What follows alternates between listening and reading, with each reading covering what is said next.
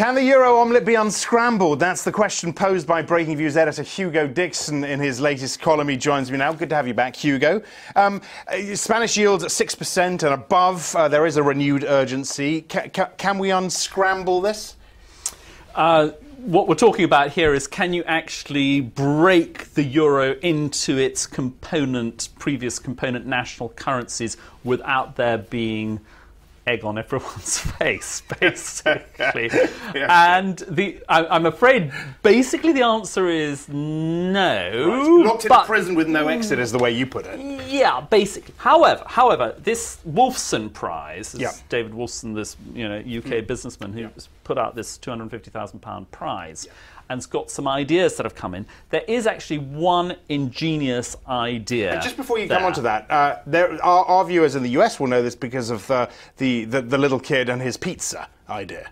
Was one of the Wolfson ideas. Yes, but, yes, and we went right. over that a few weeks that's ago. Right, but let's leave that food aside and talk about the egg. The egg, that's right. So there is one ingenious idea out there, and it's certainly the best idea I've seen so far about how to do this. It's from this woman, Catherine Dobbs, used to work in the city doing algorithms, now is a private investor. And she literally takes the egg and says, let's put it back into its component parts. She thinks of two areas, as it were, a core and a periphery, and she calls them the white and the yolk. But strangely has the core as the white and the yolk as the periphery. Yeah, that's right. So and you don't like that? No, I mean, it's so counterintuitive. So counterintuitive. So really it should be the other way around. So let's do it the way that We're going to switch this graphic in a second, you'll see. We'll switch it. So you have the yolk as the core, that's Germany, Holland, Finland, etc. And then you've got the periphery, which is Greece, whatever.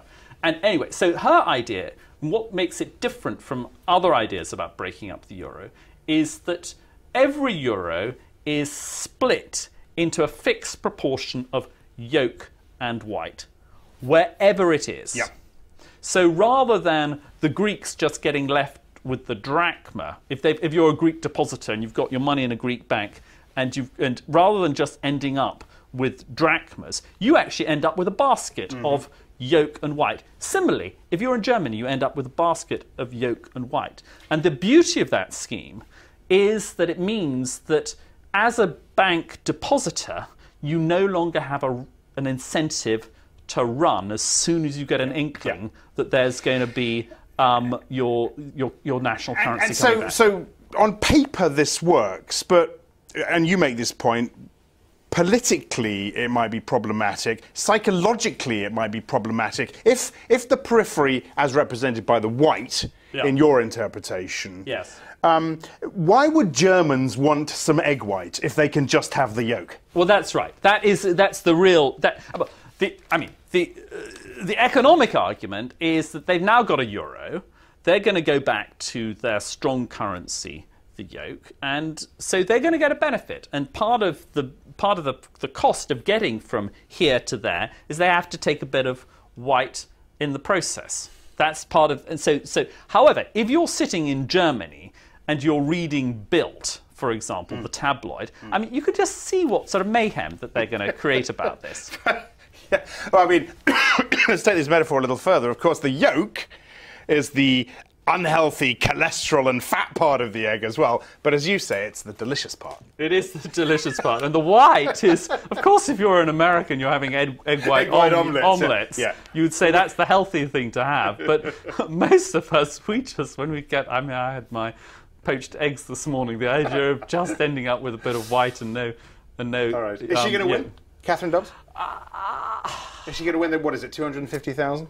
Well, I've read pretty much. I mean, I haven't read every word in them, but I've looked at all of them, and I certainly would vote for her. Okay, all right. So the euro egg is pretty well scrambled, as we've just said. Pretty well scrambled, but this is the best idea yet for unscrambling. Brilliant. Hugo, many thanks for that. Hugo Dixon, the editor of Reuters Breaking Views. More Breaking Views on Insider, Reuters.com and the Breaking Views website.